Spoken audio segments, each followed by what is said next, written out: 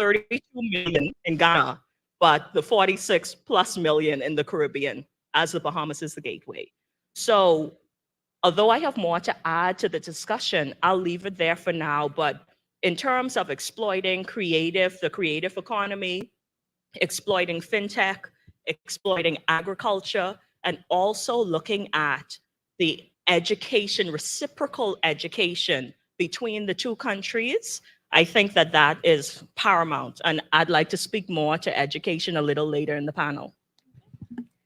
I think both ladies gave wonderful contributions on new markets. I think within existing markets, there's an opportunity for other new markets as well with tourism. The tourism sector, we have seen that there's a growing demand for us to expand our product into some of the sectors that would have been mentioned by the CEO of GIBC, sports tourism, medical tourism. We still in foreign direct investments see about 95% of our foreign direct investments coming from the tourism sector, and the demand continues to grow by island. We're up to capacity in our room counts. There's always a growing need, and we constantly meet with the Ministry of Tourism, and they constantly say to us the need for more investments in the tourism sector for room capacity to meet the product demand to continue to be competitive in our country. So the tourism sector would be the biggest thing for us. In 2022, we saw growth of foreign direct investment to our shores of about 103.8%. It's been due, in fact, to an aggressive push for promotions. We spoke earlier in our side panel about how we can work together as agencies, local agencies, to come as a country and establish better relations, bilateral relations with countries such as Ghana. And so I think this opportunity is a great one and a great segue into new things to come. I think this has been an unprecedented event, an initiative by both countries, and I look forward to seeing how it turns out and how we speak about now. The Prime Minister and the Minister, as well as the CEO, would have talked about opportunities, but how do we put that into reality is what I look forward to discussing on this panel as well. My 3 areas will be under manufacturing, tourism, and financial services.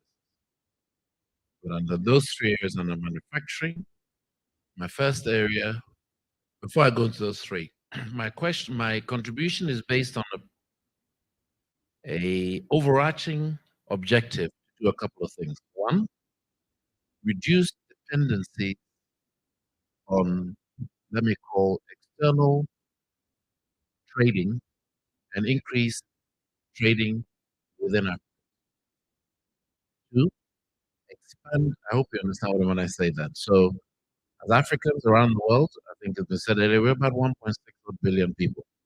We need to trade more amongst ourselves. The other one is also to address sustainability so that we are less susceptible to, let me say, external shocks. When cocoa prices drop in Ghana, we are in serious trouble. When COVID happens, I would just guess what could have happened to your tourism industry. I know in Ghana we are less than 3,000 deaths. We actually had more deaths in car accidents than COVID. And then the final point is that we're doing this on the basis of the future. So under manufacturing, based on the value addition of your salt deposit was alkaline. 2, under manufacturing is to look at how we can encourage some of our pharmaceutical manufacturers to come here to manufacture some of that, because alkaline and the salt is the basis of all pharmaceuticals and cleaning solutions. And then 3, look at how we can encourage some of our, so for instance, we went on strategy to attract automobile industry. And as our Deputy Foreign Affairs Minister said, and also the CEO, We went from 0 to about 5 years, based on a very clear strategy. So bring some of that to engage. And the tourism, I have a slightly different spin on it. And the tourism, I see an opportunity for Bahamas to come to Ghana to help us with training of tourism specialists. I'm a great one for specifics. I want us to detail. So we have, for instance, a school called Hot Camp, which is empty. Yet we believe we have a huge opportunity. Tourism is in your blood in terms of what's engaged. So that training becomes specific, I think, for this. The second area on the tourism, I would say, is the service providers and the tourist industry. So let me give an example. We have the hotels. Maybe we need more, yes. We have the castles. What we're not very good at yet is when you come, organizing a schedule for you to go around. What else do? You don't have a full rentals there. So we have a few people doing these cards, but we don't have them. So it's about those service providers, literally just taking the whole bunch, say, come to Ghana, go to this hotel group and help us provide those services on the tourism. The third one on the tourism is to specifically look at doing packages that are designed for the African travelers. When you come to Ghana, we designed packages around culture. That is our center. Whether it's the culture of the castles or culture of the shanties, towns, we have all the north. We have many, and that is our unique. But let's think of designing something unique. That will be under tourism. Under education, I would say education stroke services. He said 400,000, 46 million. I would say 34 million, 380 million. Equivalent to Europe, Caribbean, is our ECOWAS, 380 million. I'm not even talking about the rest of Africa. And by the way, that 380 million in 2050 will become 1.2 billion people. Just West Africa. Is to look at how we leverage. Let me give a very practical example. Nurses. We have an awful lot of nurses. We train an awful lot of nurses. And we believe we can work with you. I believe there's 40 already on the way. We've already, 200 already gone to Barbados, and we're looking. So there are some very practical areas we can look at. Technicians, we are very strong in some of the, let's say you have a shipbuilding industry, or it's a ship may be a wrong description, but so we are very strong because of petrochemical industry on welders. So I'm looking at specific initiatives that we can take to engage to cross that bridge. And then finally, as an overarching, my plea will be this. Let's find a way of saying to ourselves, I can swim now, so I'm going to jump in the water. Before we didn't jump because we couldn't swim, but now we can swim. So let's jump in the water. So please, come to Ghana and we will certainly come here. Thank you. Thank you. We've identified a lot of wonderful sectors that someone can invest in. And as you said, come jump in the water. I think it's government to government relations are always done very well. But if you're in the private sector and you want to enter the business market in the Bahamas or in Ghana, what are some of the legal and regulatory frameworks that you have to get by? Like, how easy is it for the private sector to enter into these markets? Should I have a go this time? Great question. Let us remember, government's role is to provide the environment and then get out of the way. The private sector's role is to do what it does best, which is business. Government's role is governance, private sector is business. In Ghana, we are very clear on that. When people say the private sector is the engine of growth, we should remember that. And we should act by that in what we do. We have various initiatives. Some of it was, but let me just talk about the one that was under one district, one factory, where what we sought to do, because for the 60 plus years of our independence, the model of our economy hadn't changed, which was the export of raw materials and the import of finished products. We needed to change that. And yet we had everything that was needed to do the addition in terms of value addition. We said that we have 275 districts in Ghana. I don't know if you call the same here in terms of your description, but this is at the mayor level. What would be the equivalent of a district? Sorry, constituencies. So within our districts, there are constituencies. So it's slightly a little bigger. So a district would be, forgive me, we're about the same size as the Bahamas in terms of the size. What we said is that in each, because we wanted to make sure that there was employment opportunities in each of the districts, so people didn't have to move 600 kilometers into Accra. We said in each of the districts, we will make sure that led by the private sector, I repeat, led by the private sector, supported by the government, we would look to have at least one factory that would act as the nodal system to be the node system for other smaller businesses there. What do we provide? We changed our laws to ensure that all the, in terms of materials needed to build the factory, we use the word factory because it's a nice description, one district, one factory, will be duty-free. Every company that builds that district factory would have 5-year corporate tax-free holiday. If you could not find the raw materials for your factory in Ghana, it will be duty-free. We'll provide you greater incentives so that the services provisions such as factories inspectorate, Environment Protection Agency, making sure you got your fire certificate, etc., would be asked to focus their whole attention to make sure you got whatever you needed as quickly as possible. And then on top of that, government provided subsidy in terms of lending for those businesses. We have an Exim Bank in Ghana, and our Exim Bank actually led that. So I'll be very interested to see how your Exim Bank works here. But our Exim Bank was the biggest lender to that particular sector in terms of one district, one factory. I was on the board of that Exim Bank at that time. And so we have a very clear strategy to make sure that the private sector leads, and then we back the private sector with real policies that helps them. But those policies are not static. We listen. When our president came into office in 2017, he said something, first speech, major speech he said that he will not allow government to do the business of business. That's a very, he will not allow government to do the business of business. He will get out of the way to allow a business to do their business. And if we needed to do something, we'd listen. So those are some of the key areas to do in Ghana. I haven't talked about the financial services, but I could give you the same basis, and perhaps if there's time I'll go. But just for in terms of district industrialization, because, sorry, I just want to come. Why did we focus on that? I'm sorry to bring that. Wealth. I don't know any country in the world that has had sustainable development without industry.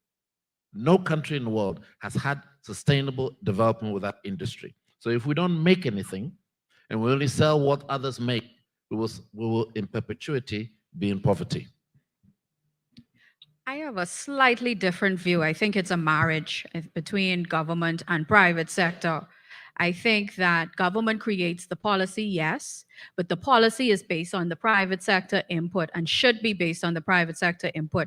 When we look at legislation to facilitate foreign direct investments, we too look at in granting concessions, making sure that the raw materials, the equipment, and the supply is not locally there. And that's where private sector comes in, identifying the capacity that exists locally so that when we grant concessions, we make an informed decision. The Bahamas Investment Authority, as I indicated, is structured a little different because we're a one-stop shop. So we're tasked with a heavy mandate of not only facilitating foreign direct investments to our shores, but the promotion of it, as well as making sure there's compliance. And private sector has to hold our hand throughout that entire process. Without private sector, I agree, we can't make it happen. So my view is a little, just slightly different. Maybe for clarity, we do the same thing. The policies are set by the private sector. So we don't sit there in our ivory towers decide this is what you need. No, if that came across, that was not the objective.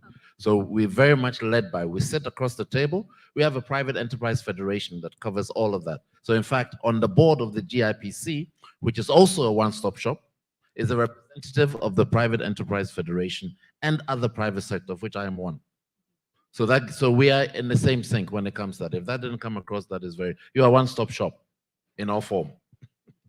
What I'll add to this particular conversation, being a private sector representative with the Chamber of Commerce, is that although I agree with many of the points made previously regarding letting the private sector lead, what I also wanted to add to the conversation is important in all of this is making sure that private sector can speak to each other across border. Because what we have found at the Chamber of Commerce is when private sector from one country can talk to private sector in another country, that's where the real innovation is sparked. And we have found that though government has its role in making sure the environment is conducive for business, there are times when private sector prefers just to speak to private sector. And as I said, that's where the real spark happens. And through that level of dialogue, you're able to go to your policymakers and say, this is something that we came across in having conversations with businesses in other countries. A prime example of that, although it's not exactly my brief, and LaTonya can speak to it, is the Icon Fund. And I always use that as a prime example of when private sector went out to different markets to determine what the opportunity was, came back home, spoke to policymakers, and policymakers acted on that advice and produced a fund that was indicative of the needs of a particular market. Yeah, I agree. I mean, I think the Bahamas is very unique in this, and that we've always had a very robust private-public sector relationship. I have to say that we always sit at the table, particularly when it comes to financial services, to make decisions that are going to benefit the country as a whole, as well as how we continue to sustain and promote growth in the sector. I think that we have opportunities here for trade and services. You spoke about needing the expertise in the tourism area to help develop your tourism product. While I think we're quite advanced in that, even though we still have some room for growth, it's not something I would say we need. But what else do we need from Ghana, where Ghana can send expertise here while we send the tourism factor? You can send, the fintech factor, the agri factor in agtech. And these are the ways that we can swap our trade and services to help both of our nations to prosper in these particular areas. I know that when we spoke in our sidebar, we also spoke about wealth management and the enormity of the opportunities that exist in Africa and Western Africa in particular. I think you mentioned about 780,000 wealthy persons, or ultra wealthy persons. And this is something, I think from the Bahamas financial services standpoint, we would be very interested in. We do landfalls all the time, and landfalls are summits similar to this, where we go to another country and promote financial services specifically to a particular market.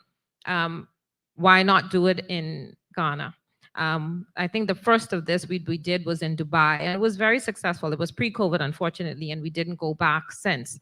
But we realized that there is interest beyond what we call the norm. So we have to look outside of what our norm is in order to sustain development in these areas and to continue to grow financial services. I think individually and for businesses specifically, it would be interesting to find out from you how somebody, say, in a business, maybe in construction, can partner with somebody in Ghana or speak to people in Ghana about construction and how we could marry services. I know that there's a Bahamian company already doing that. I also know that, there are artists in Ghana who are also Bahamians. I had somebody reach out to me when I posted that this summit was happening, and she said, "Oh my gosh, I'm so happy to hear you're doing this. I live in Ghana, but I'm a Bahamian and I'm an artist, and I marry the two art forms, and I would love to come and share that with my fellow Bahamians if I have the opportunity to do so in the Bahamas." So, I think people need to know, how do we reach you? How do we get to you as private individual businesses, not only from the government standpoint or the regulator standpoint or, Bahamas Financial Services standpoint, but also those who are interested in specific industries? I've had permission to answer it. So. Yes, absolutely. I think that's a very good question. I think that's where the rubber really hits the road. So in terms of businesses, probably similar to, I would imagine, here in Bahamas, we have the one-stop shop with the GIPC, the Ghana Investment Promotion Center. If you have and it's where you need to go anyway by law, because you have to register to be able to participate. But it's more than registration. It is about your hand-holding, and as many of the participants in the video showed, it's about you growing and growing with Ghana. So for any Bahamian business that is thinking about coming to Ghana and wanting to know, for instance, what do I need to do? That's why the email address was at the bottom of the presentation. Send an email. It will go to our teams, and I can assure you they will respond on that basis. So that will be the first port of call. Now, within that, there are also sectorial expertise. So if there's somebody within the financial services, then they will have an appropriate team to engage with that. That is for, and then if the GIPC is not the best place for that inquirer to go, they will know where to put them. So for instance, we have an arts council. We have so many, and I believe our MC is part of that team. Is he still around or has disappeared? Right. MC, that person that is in the, you said somebody is an artist, then they need to talk to him. because we have different groups. I heard about crafts. We have crafts groups. I heard about, one of the areas that I think is so exciting is, and I didn't hear enough about it, maybe I should have I wanted to hear the other way, was garments and textiles. We are very strong on garments and textiles. We have a Garments and Textiles Association, and one of them, in fact, is the board director, Nora, of Sleek Garments. She designs and exports around. She's won many awards. So, but again, the GIPC will be able to direct you to the right groups. We have, what I always encourage people to do, though, and I believe there are some in the audience that would do that, and that's why, for instance, the visa regime and the flights are so important. You can't make a long-distance farmer doesn't work in Ghana. You need to come to the farm. So you need to physically come, and we really encourage you to take the trip. When you land in Accra and you're taking a walk down the street and you see 7 people, 10 people looking just like you, that's when you know you're home. Wonderful, wonderful. Thank you for that. So as you know, we're a little short on time today. I will ask one more question and then give the panelists time to give their closing remarks, and then we'll open it up for Q&A. We've spoken a lot about private sector to private sector relations, government to government.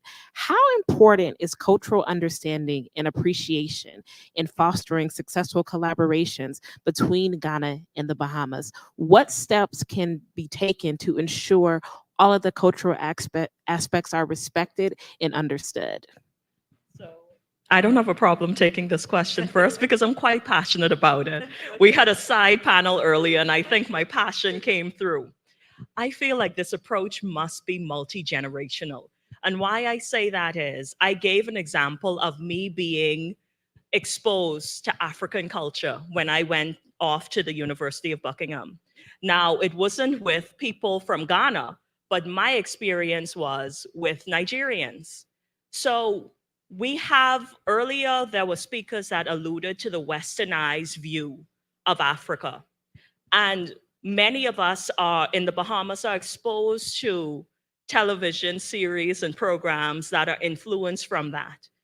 What must happen is not only should we be starting from the business to business relationship, because the truth of the matter is business is done on the strength of relationships.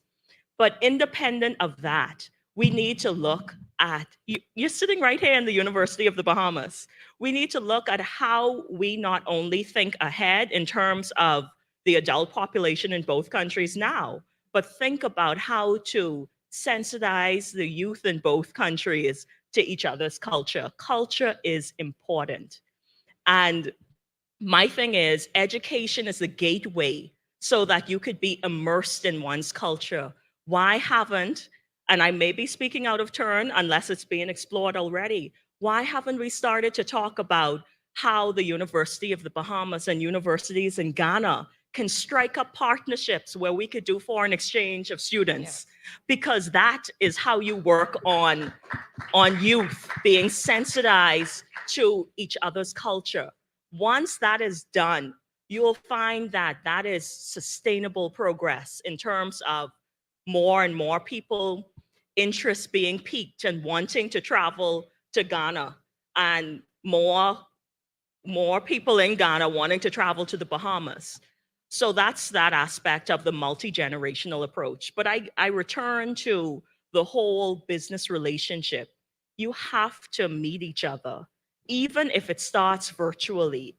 Having a forum like this is great. It is wonderful to whet one's appetite, but we really need to figure out a way to get business people from Ghana and business people in the Bahamas together in one room where they could be free to dialogue with each other and talk about the weather and talk about the culture. And that will lead to a sustainable path in creating business relations. I think it's important to also note, just very briefly, we've been talking about the Bahamas, but we've been talking about the Bahamas as just one island. It's not. It's 700 islands and keys. And within our culture, we have individual cultures in all of our family islands. We all take pride in those individual cultures. And so FDI, we've seen the inward flow of investments in the Bahamas to be concentrated in certain islands. And so when you talk about sectors, for me, my mandate is to create a balance. And that has been my challenge, because we don't see the increase in foreign direct investments to our southern islands like we would like to see in other islands. We're seeing a little shift in certain islands, but when we talk about sectors, it's kind of difficult to fine tune sectors just based on Nassau and New Providence and Grand Bahama. It has to be an all island, inter-island encompass. It has to encompass all of our islands. And if I can expand on that, in talking about all of our islands, Ghana also offers telemedicine.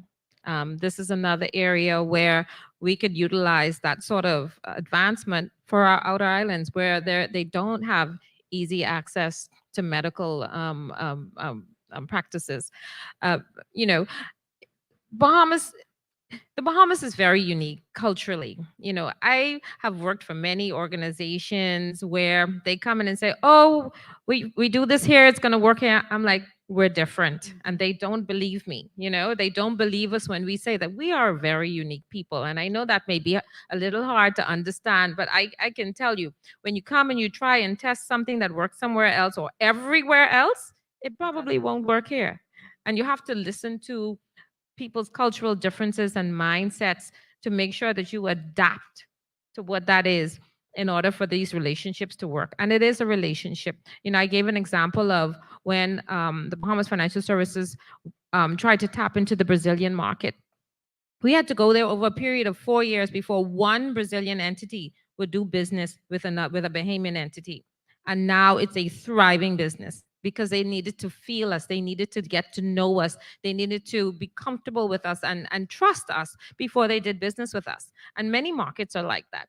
So when we talk about this whole cultural difference, it does make a difference. Even though you say, come back home, right? I'll put it mildly, but we don't really know you. We have to get to know you again before we come back home, as you say. Thank you for that.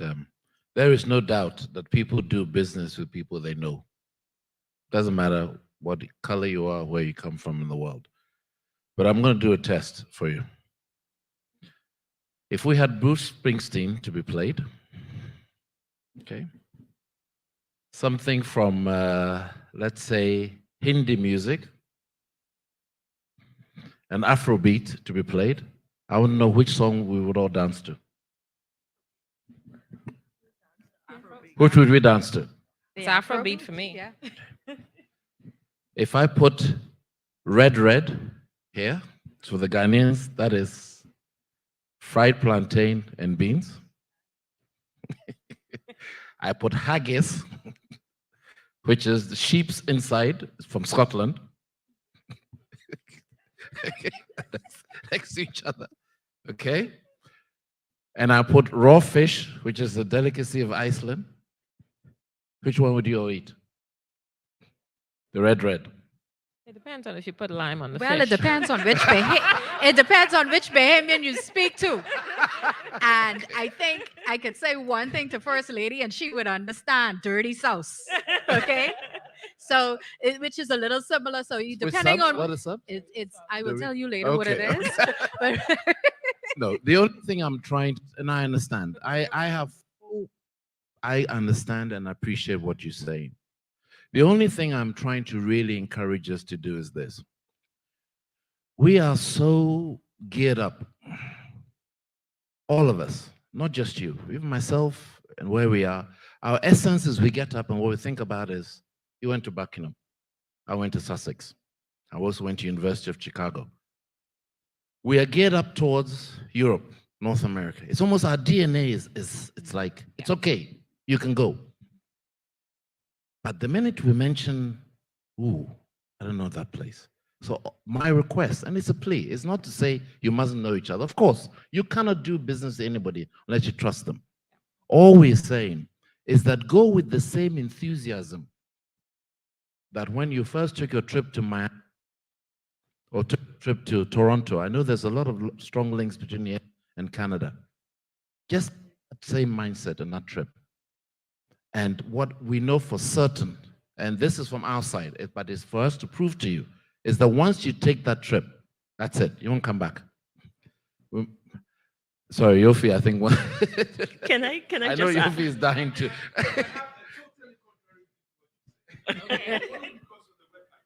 Okay.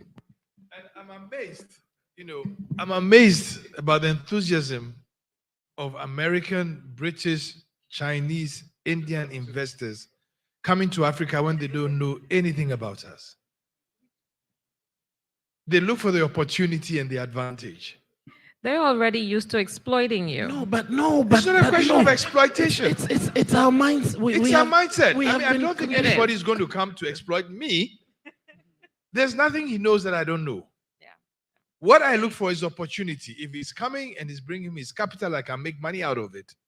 I'll accept him. I don't need to know him. I need to understand the opportunity. I need to understand exactly what he returns to both of us. And that is what it is. And I think that's the key. Yeah. Understanding the opportunity and the intention. And I think once Absolutely. we get to that, So we just then need everything you. is That's what I open. say. Just come.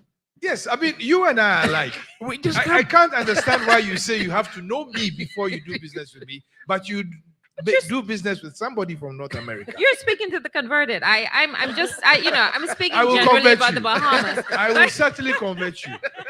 I think what I wanted to add there, though, right, is the similarities already in our culture. It's clear. Because It is clear. it That is was what I clear, was but trying to. what it does is this: Mhm. it fast tracks us to marriage. Yeah. You know, we And already are have happy a, to. Oh, sorry. Maybe I shouldn't understanding. say this. How many? We have 32 million, 370 million. We can manage, can we? We can. No, I mean we're joking, but no. But you're absolutely right. There we have, and I think somebody said it. We have more in common and not in common. But the challenge is that for decades, we have been told we have nothing in common. Or we have been, our sense and everything we have has been directed towards the feeling that, in fact, our solitude and our safe place should be here. When in fact, everything should be pointing to here. And so it is up to us. It's up to us to break that mindset. We all had it. I think, and it's up to us to be a bit adventurous. When I think of, Yofi makes a point. When I think, I've met Chinese entrepreneurs that can't speak and hardly a word of damn English, and they fly literally across the other side of the world, and they come and they want to do business, and they will come into my office at that time. Minister, I'm sure you have it. They come to my office, and I can't understand the word they're saying, but they are sure they are coming to invest in Ghana. And they just say, no, we've heard you have gold. And they say, can you help me? We hear you have eggs. You know, the largest factory that makes tiles, ceramic tiles in Ghana is a Chinese factory, Koda. Wow. They make enough tiles to supply all of West Africa, 300 odd million people, and tiles from clay. When these guys came, and I remember so well, and we probably started the Q&A. I mean, I sat with them and I said, why are you coming here? He said, no, we have done your soil analysis. You have soil. This same soil, by the way, we've been sitting on for God knows how long. It's like me and I was talking about the salt, and I won't go there very far, but we've been sitting on the soil. And yet, you know something? We have been importing finished tiles from Spain and Italy for how long? I mean, decades. And from China, we're importing tiles, and yet the same thing we're sitting is under our feet. But it took us for them to come to Ghana to start confronting. I said, hold on a minute. Maybe we are not seeing the opportunity. Or is it that we have a mindset that says true opportunity is not within, but it's outside? So I'm with you. I understand. I am 100% in sympathy with everything you said. I just want you to come. And I will do anything possible to make sure we want you to stay. Okay, we want you to stay. Not a problem. If I'm allowed to- We are willing. I We are see- willing. I see the moderator is on edge about the time. I think we've established that we're getting married. We just need to know how. Are we going to have a church wedding? How is it going to Can I happen? bring the drinks to the family? We will have a wedding. I think this is a That's perfect segue into Q&A. So are there any questions from the audience for our wonderful panelists? Or any contributions? I have one person over here. Got a couple.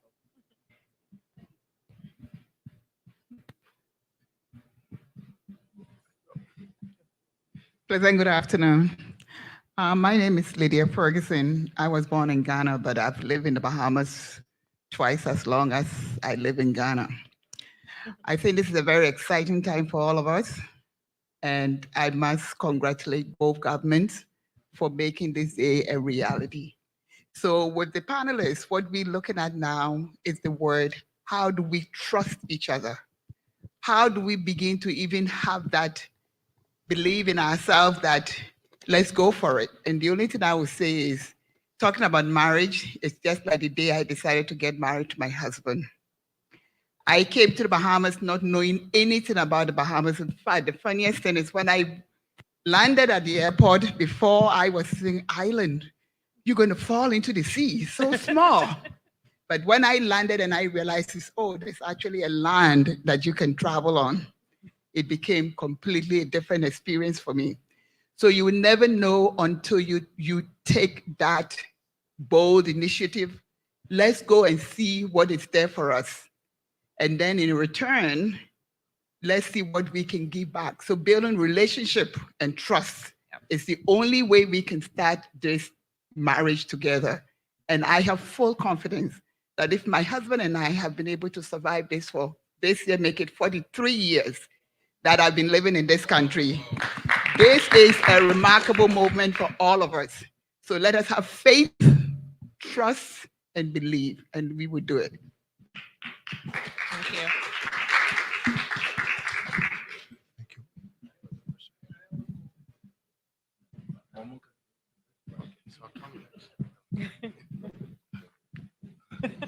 Good afternoon. I'd like to thank the panel for their lovely discussion. I think what is heartbreaking to me, we're at the University of the Bahamas and I don't see no students. Yes. And this is we speak about the transitional generation, and what has been shared with us here today is so profound. I just wish we could do it again. Thank you. Sorry, I'm not gonna allow him to sit down that quickly. I'm sorry, I'm gonna interject here. Please, this person knows Ghana. You're a Bahamian. Please tell us your experience.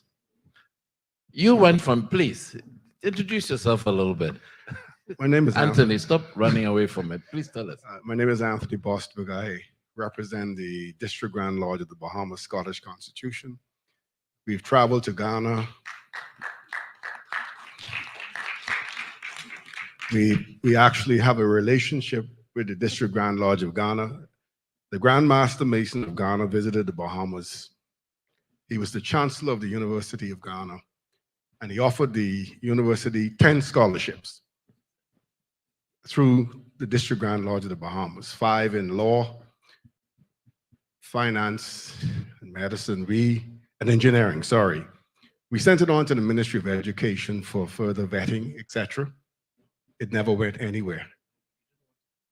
He came back about 3 years later and offered another 10 scholarships to the University of Ghana. We sent it on to the Ministry of Education. It went nowhere. So I'm hoping that we'll get 20 scholarships offered while you are there to the university. And I'm quite sure with the panel that's here, and with the newfound relationships established, that they will go through this time, and students, we can now start that exchange. Yes. We continue to travel. We were to be in Ghana in May in large numbers, but we'll be going on to Lebanon, and then we'll be in Ghana next year. And I could rest assured that the support that you will get from our institution will be 100%. Thank you so much. It's a beautiful country. And I said the same example that he gave on food. I love to cook. And it was a very beautiful experience to see everything that we base our food on, I found in every home that we went in. Then when we went out to Cape Coast, I think if you get a chance to visit Cape Coast, please hold your tears, because you can trace exactly what boat your ancestors probably was put on. Oh, wow. And the ancestry.com, I don't know why Ghana, they do a lot of their experiments in those dungeons where they extract DNA from the floor. And they trace DNA from the floor of the dungeons straight to the west. Wow. And I think the most hurtful part to me about all of that at Cape Coast was an Anglican church sat on the top. So these are just the educational experiences that in our travels to Ghana. I didn't wear my outfit today because they'll think the Valley Boys was in here, you know. It's very, it's a very colorful set of outfits. But no, this is a wonderful experience, and I'm here because of our relationship. And we will continue to travel to Ghana. And now that we don't need no visas, I'm quite sure more of us will be going. Thank you so much. Yes.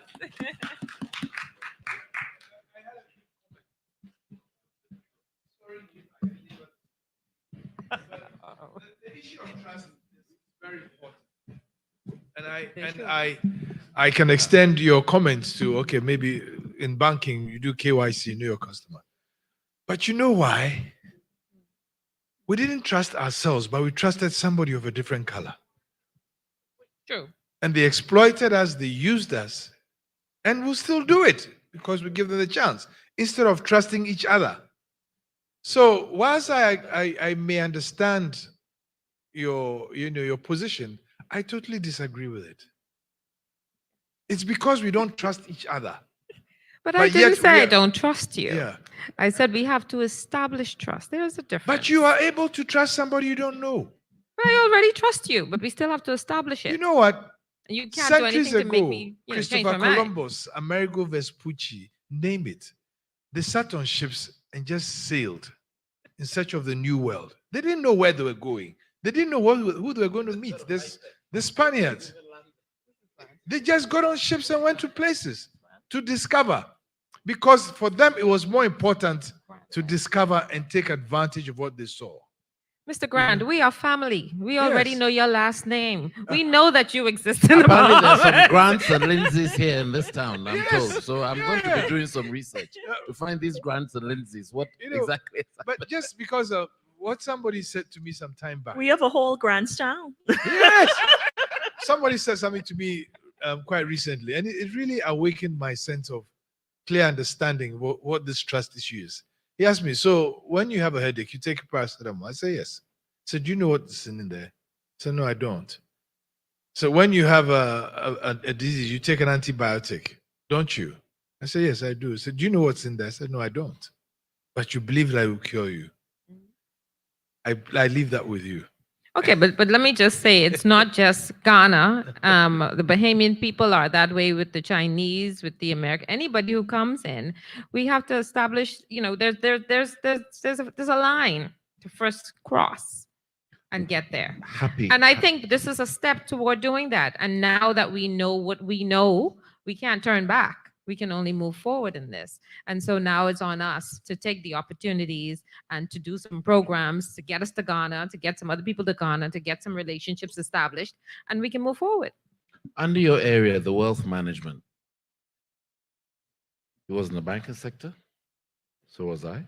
I chaired a public funded bank. He was also in the similar data bank. You will find people that speak exactly, when I say your language, I'm not talking about English, I'm talking about the language of finance, in a way that you will be shocked. But our comfort zone, and I think this is maybe by history, by whatever it is, but the good news, as we're all saying, is that we are now prepared to say no, no, we need to break this and look for new markets. We need to break this and reconnect. Because, to be honest with you, if we don't reconnect, if we don't build that relationship, if we don't build that strength as people of color, we will forever be the recipient, not the giver. I completely agree. And this is something we're experiencing now, where we're losing correspondent banking relationships because of Pull the strings. exactly from the EU or from whatever other global organization decides that we are more risk, even though we're not. Everything is happening on their shores. But these are the sorts of things where, you know, I think we have to explore for our own sustainability. I completely agree with you on that 100%. front. We can't continue to do business the way we are and think that it's going to be okay. We have to continue to explore new opportunities and new ways to sustain our ways of life and to build upon that, build wealth just amongst our own people. I agree. My father was a businessman, just going through, and he tells a story. I remember he said that he was in Nigeria and there was an oil contract going through. And he went to see the minister because he was bidding for it. And when he went there, as he was going in, a gentleman came out, not an African, came out, big grin on his face. So my dad went in there. Some of my colleagues know my dad. He was very big in politics, very close to Nkrumah. So as my dad was going in there, he went to see the minister. The minister turned and said, "Kwesi, look at this bag." The gentleman just left it for me. It's a bag full of dollars, which he had given to the minister to get the contract. So my father said to him, "You know, I don't have that to give you. But when there is trouble, you will not be able to, when you need to leave this country, there's trouble. They will block you from traveling to that place. But I can give you asylum in Ghana." My father got the contract. I hope we understand what we're saying. If they decide to cut off the link for cruise vessels to come here, what are you going to do? I'm sorry. We don't do that to each other. I don't remember the last time an African country said to another African country, "I'm no longer sending things to you." We don't do that. Yeah. We have some more questions back there. Good afternoon, everyone. My name is Shea Ferguson, and my background is in accounting and supply chain logistics. My father and mother, Arnold and Lydia Ferguson, and I think this is a perfect representation of the blend between Bahamian and Ghanaian cultures. One thing I wanted to touch on was the pandemic. I think it was quite evident that during the pandemic, like the essentials came up, like was in our face, forefront. And one of the biggest challenges is that we depend on tourism so much that agriculture was one of the things that we did not acknowledge was something that we need to have established here. We speak about the 700 islands and keys that we do have. A lot of these islands have an opportunity to have farmland of just straight crops. We speak about the sweetest pineapples coming from where? Exactly. Why don't we have crops and crops of pineapple, crops and crops of onion, crops and crops of, I mean, every piece of agriculture that exists there. I mean, we can really push that to the forefront instead of depending on tourism so much.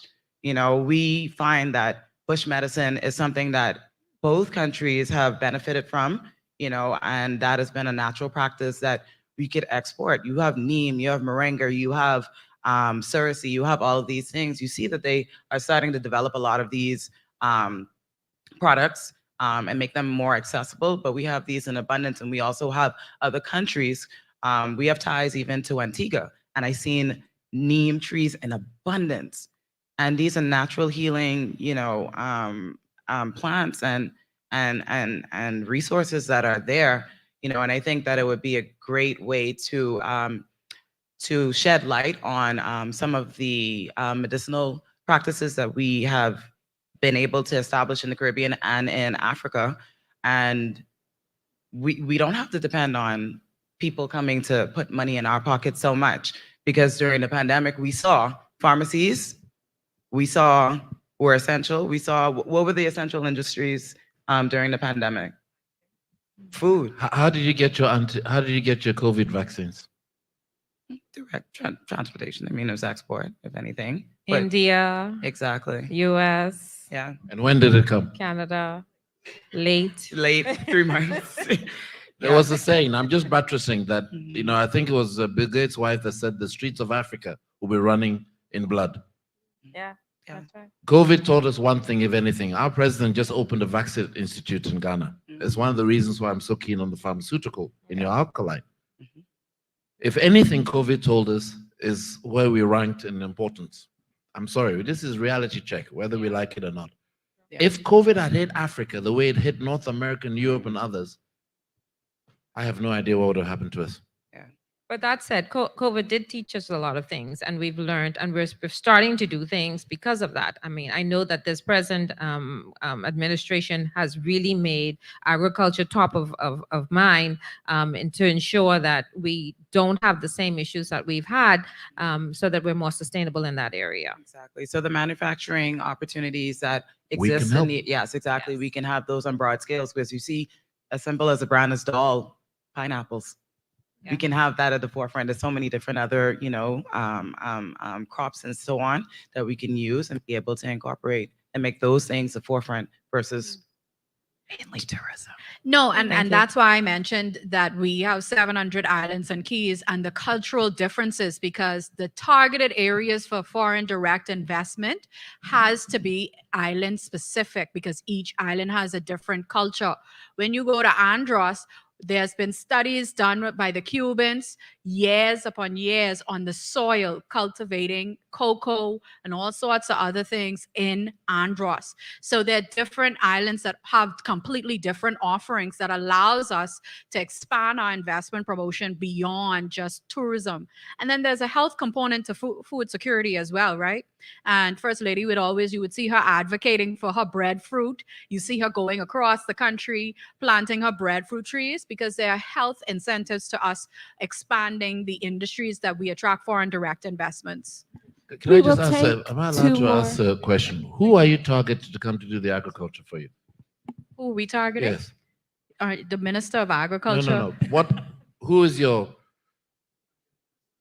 what regions? Who is your target investor for the agriculture? I hope you're hearing me. I mean, you see what I'm getting at. Who are you targeted to come and invest? For instance, in cocoa. In cocoa? Yes. In cocoa, that is not done by investments. And okay, That but you is know we're the handled second through the largest ministry. producer of cocoa beans in the world, and next to us is Cote d'Ivoire. Yes, that's why we're going to solidify this marriage. We are going there. I love this. I think we have a few more questions in the audience. So we'll take 2 more questions, and then we will wrap the panel up. Or is it 3 people I hear? So the last 3 questions. Good afternoon. Not a question, but a comment. First of all, congratulations. I thank the persons who organized this summit. This is long overdue. But to speak to Robert's comment, let's start at the genesis of this. We've been colonized into think in terms of what identity should be. And 50 years later, we are still sucking on the breasts of the Europeans and the Americans who have now come to further colonize us as a country. We're at a different stage of our development now. This couldn't happen at a better time for us as a people. We are family. My wife started going to Ghana from 2018. She had a relationship. She's just on a Black policy board. I'm speaking on her behalf now because she's not able to attend this event. Sorry, what's the board? A Black Women's Policy Board. It's an international Black Women's Policy Board. So we have directors in many countries. And so there's one of the two directors live in Ghana, in Kumasi, actually. So for that relationship, she started going there. They've adopted a school, they adopted a clinic, they're doing work in Ghana. But so as a result, going there, she decided that the clothing, she discovered, the clothing is beautiful. It speaks to us as a people. Not the regular stuff that we wear, chinos and whites and other places, other countries come from. But I mean, speak to us as Black people. And of course, she started a business, CLK Nubian Couturist, whatever they call it. It's online, it's on Instagram. And she's been, yeah, same thing, that thing. So she's been importing from 2018, okay? Multiple trips every year. I'm going, first time in October, I'm looking for it, going for 2 weeks. I'm a realtor appraiser. I'm already thinking about real estate. Over 700 wealthy people, whatever the number is. I got a lot of keys to sell them in New Providence and the family and this country. Yes, agreed. This is one of the most beautiful places on God's earth. Yeah. But I'm going to just introduce that to them. But there are other things as well, too. But the relation, it's already started. There's nothing to be afraid of. I see people are reticent about going. My 26-year-old has a master's in agriculture. She couldn't be here because she's sick. But she can't. She's already booked to go with us in October. She wanted to be here today. Younger persons, the world is, they want to explore the world. And when I shared with them what's going on here, and when she saw, I took a picture of the screen and sent her, she saw agriculture, agro-processing, and agri-tech. She said, Daddy, sign me up. We're a small country here. The world is a marketplace. There are products that you have. I love when your president decided to tell the folks in Switzerland, wherever it is, we're not just shipping raw materials anymore. Yeah. Added value, you'll buy when you pay more from us next time. That's what we need to start thinking as a people. We need to leverage what we have. Financial services, we are some of the best in the world. We do. Wealth management, that's us as well too. My sister's in money laundering and all them other things. No, she's not anti-money laundering. I was just testing you, okay? I'm just testing you, okay? Yeah, but that's especially anti-money laundering and all them things, compliance and stuff. And I told her, I say, I've been trying to find a husband for you. I said, but you can't find one here. You can find one in Ghana for you. But I'm just saying, there's nothing to be afraid about. I mean, I wish more people were here. And like the DGM says, we're at COB. Well, my old days we call it COB. This University of the Bahamas, this hall should have been filled. Yeah. So, Mr. Adderley. Ethan, Mr. Adderley died 17 years ago. What you raised is the point that we've been making all along. Coralie was introduced to Ghanaian culture through IPWPPI, right? Right. So this sets in motion a relationship to be explored further. So what it is we need to continue to find pockets of interest that we both share, where we could continue to learn and be enticed by each other's culture, so that we can continue the business relationship on to the marriage, the robust, healthy marriage. We are happy. GIPC is happy to be that. We will facilitate. So just come. We're ready. Well, when I go there, I'm looking to hang with Robert. I'm going to be going places. I'm going to explore. But thank you. Thank you. Hello, panel. My name is Dr. Derek Pinder. I'm a naturopathic homeopathist. I'm the only one in the Bahamas. I've been home for the last 7 years. Sorry, we can't hear you. Can you pull? We can't hear you. Pull. My name is Dr. Derek Pinder. I'm a naturopathic homeopathist, meaning I practice natural medicine. I've been trying for the last 7 years since I've been trying to get into Ghana. It got so bad that I had to ask a friend of mine from the Ukraine. Well, not from Ukraine, he's a Bahamian, but he was living in Ukraine. We were trying to get into Ghana through Ukraine. I've got a line of products that's made in the United States, gone through FDA. No one knows that I'm a Black man. We had a seminar the other day on Paradise Island on stem cell. Multi-millionaire companies coming now wanted to know, well, who was this Dr. Pinder? They wanted to take my product, put their name on the product, and again, sell the product. Now, I've been trying to do this in Ghana for the last 7 years and can get no headway in Ghana. You don't have a problem. And turned around and around and around. And I need to know what to do. Look, the lady, the second lady to my left said there are 41 million people in this area. There are actually 661 million people. Yes, there are 41 million people in the Caribbean. But when you put in Latin America, Central America, there's 661 million people. I have no interest in selling my products to the United States. There are only 320 million Americans. Ghana, Nigeria alone would eat me up. 200 odd million. I mean, so why should I sell to the Americans when the competition is so rough? I want to sell to the Caribbean and the African continent. So now they're looking at my product. Now, of course, they don't want to put my picture on the product now. They're gonna remove my picture and put that name that says Dr. Pinder's 21st Century Healing Products. They want to do it, but I've got no problem because the money is coming in. They can do whatever they want to do with it as long as the money is coming in. But my main thing was to try and get into Ghana, where my family traced our heritage back. And for 7 years, I've had no luck in doing it. And so I'm really amazed that I had no idea. I was seeing a patient. He called me an hour ago. Says, look, come down here, man. You need to talk to these folks. I told the patient, look, I got to go get an emergency. And I came, luckily I'm pretty close to the campus here. And I came down, but I've been trying to get there. I want to sell my product in Ghana. It's gone through every phase in the United States. This young lady here was saying something about the neem. The Bahamas can't get neem and moringa in the United States. They can't export it. Why? Because the Bahamas have no standardization. And we have none at all. My product, if I sell a product of mine in China and sell the other one in Russia, each product must have the exact same amount. The Bahamians make the moringa, they make the neem, and one bottle may have 25 milligrams of this, the other one may have 17 grams of this. There's no standardization, and it cannot happen. Until the Bahamas get on the standardization line, they're calling me constantly, Dr. Pinder, can you get it? Can you get it? Can you get it? Dr. Pinder, perhaps I could have a sidebar with you and we could talk about the Bureau of Standards, and I could assist you in that regard. I'm familiar with the Bureau of Standards. And I think you're also now connected. You're not going to have that problem you don't have anymore. A problem getting to Ghana. Because we trust our friends in Ghana. Oh, I like it. There is one marriage already, clearly. We will engage each other. Thank you. We have one more question over here, please. Good day.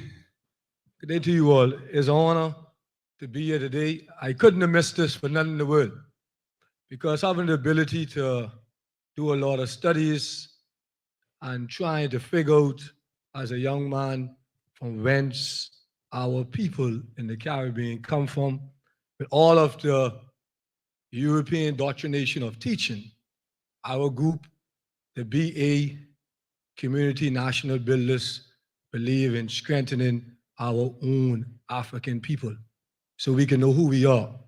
And our motto, and remembering the great work of Marcus Garvey, when you talk about trust, Marcus Garvey say, a people without the knowledge of the past history, origins, and culture is like a tree without roots.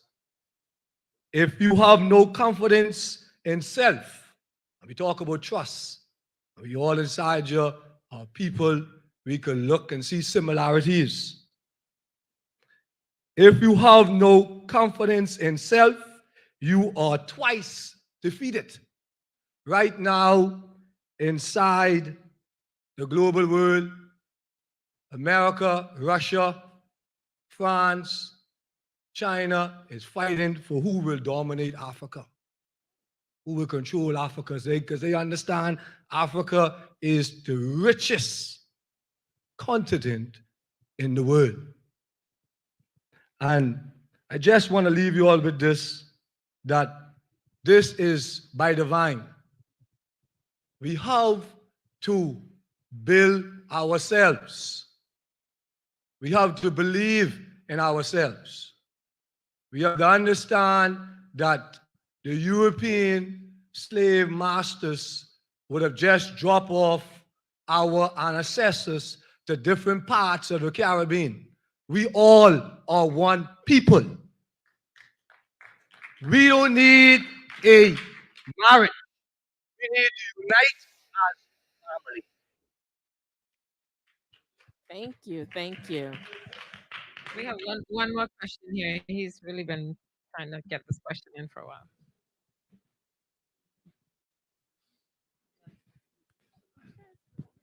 While we're moving the microphone over, one of the things that we didn't get into was when you first did your presentation opening, you spoke about how women in Ghana were real entrepreneurs and really had a lot of enterprise going on. I think that's something that we really need to tap into as well. 60% of all our industry is owned and managed by women. That's why you had to sit on our level. I know my place. It's an inside joke. Put you down. I sat on a chair and I was told to get up because the chair was high. So now I had to get another chair to come down. But it's I'm something that happy. we're very interested in. And certainly our First Lady is very much interested in women and being able to have their own sustainability. We don't play with our women, and we inherit through our mothers. One. Two, it's only the woman that installs the chief and removes him, nobody else. So where's the power? Did I say any more? Where it should be. We bring you forth. Sorry, go ahead, sir. Okay, good afternoon, everyone. Good afternoon, distinguished panelists, guests. Thank you for having this. Thank you for giving me the opportunity to be here. My name is Albrion Simonet Jr., and I am the president and CEO of African Outfitters. We've been supplying Bahamians with African wares since 2017. 2017 was my maiden voyage to Ghana, and I could say that when I landed in Ghana, it felt like I landed in a part of the Bahamas I'd never been to before. When I walk through the customs and immigration and I'm walking through, I say, this even smelled like a Bahamian government building. Even the cleaners smell the same.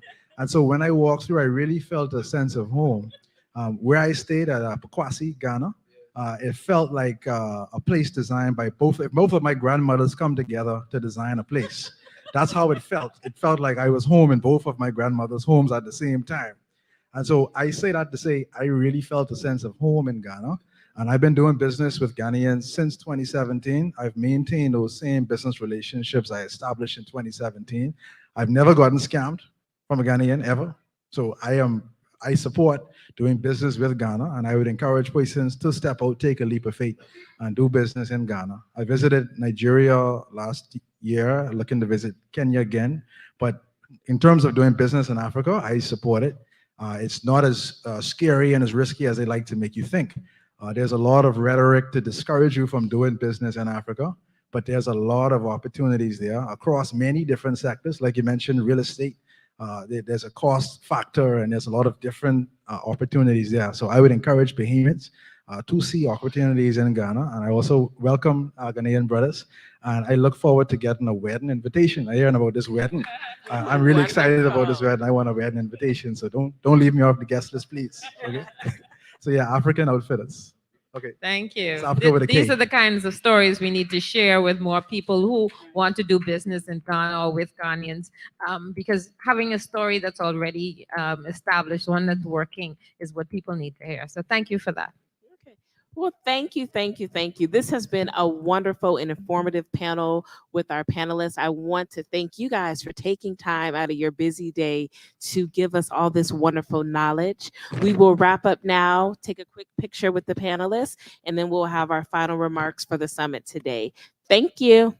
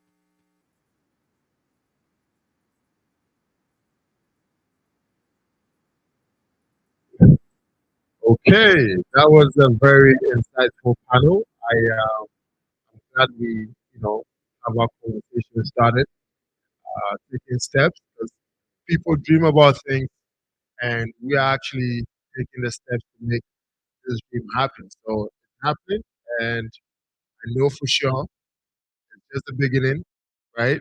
And we're going to convene again, and we'll be talking about the first time this moment happened, the progress we're making, and how it's going to be an example for the other Caribbean countries to follow suit.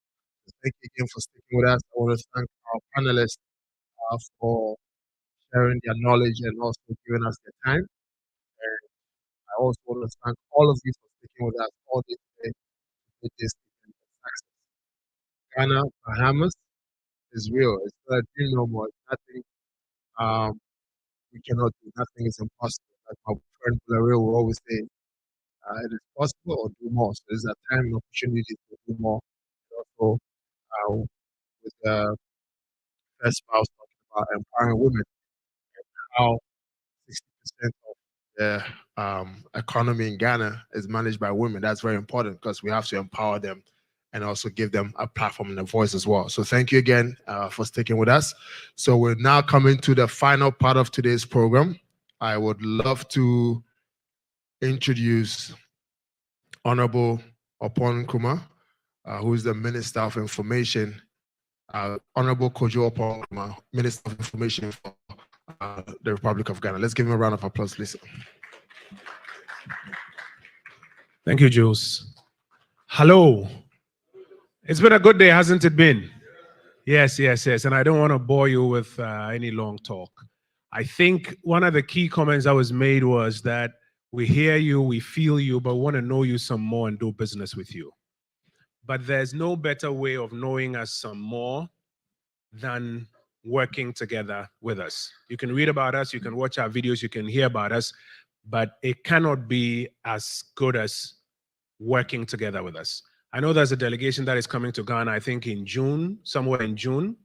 All I want to say is to encourage as many of you as possible who can join that delegation to come in June. We're also going to send subsequent teams here, but let's just take advantage of all that has been said and get something going. It doesn't need to be super huge from the beginning. It may start small, but we can build on that and really get some investments and business links going. So I'm not going to bore you with a long talk. I'm just going to say that the best testimony we can give to all the discussions that have gone on today is action.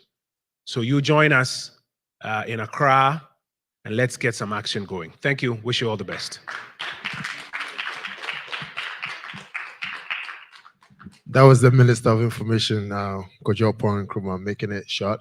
So on that note, I would love to bring today's summit to a close. Thank you very much again to the wonderful people of the Bahamas. I want to thank all the delegates that came in from Ghana to make this trip a success. It's a major one. And I know without a doubt that everything we've spoken about here is definitely going to manifest. And you guys are all witnesses to something epic that's about to happen. Tell your friends, tell your associates, tell your families that it's real, it's happening. The new Africa is here. We're about to make things happen again. On that note, I want to give my sincere gratitude to the government of the Bahamas for the warm treatment you guys have given us. I mean, I started smiling from the time the plane was about to end. I could see that beautiful ocean. I'm like, man, this looks like a portrait, but it was actually real, just to see the beauty and looking at opportunities that tourism already has, because to me, I think it's one thing when you're going hunting, you have to use a bait, get the right bait and then you get the right products that you need. So we have the tools that are enough to get people to come in, the tourism, the music, the arts, and then once people get in, they get to explore and know all the different opportunities that are there, like the gentleman talking about selling properties to, Ghanaians here in the Bahamas. It's possible, and vice versa. So these are all opportunities that we can definitely take advantage of. I want to thank everybody again. I want to thank the team, the audiovisuals, the University of Bahamas for making things possible for us to be here.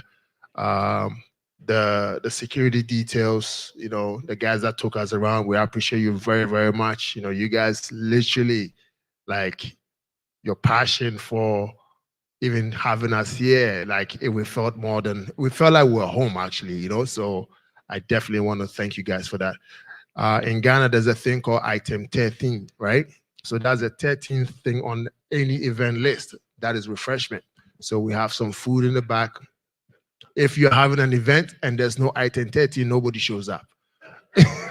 Right? So we have item 13. You guys are learning something new. It's going to be the language, right? So item 13, we have refreshment. When you come out of this door, it's going to be there. And photographer, if it's possible, can get a group picture, all of us, just to seal the day. And we'll say so long, not bye, but so long until the next time we meet again. Thank you very much.